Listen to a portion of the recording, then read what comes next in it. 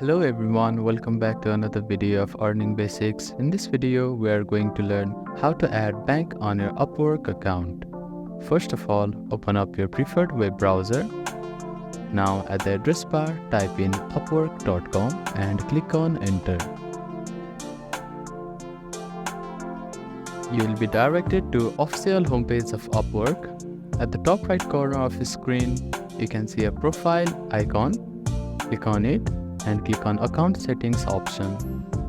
Now scroll down a little bit. At the left hand side of the screen you will see get paid option. Click on it. Now click on add a method button.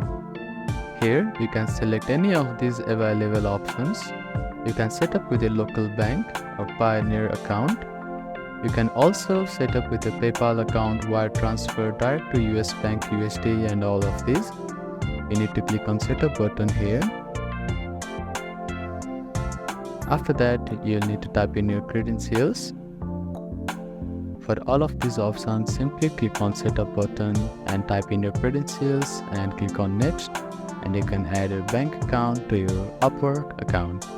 So that is how you can add a bank account to your Upwork. Thank you for watching this video. Please do not forget to give it a thumbs up and subscribe to our channel and comment down if you have any queries.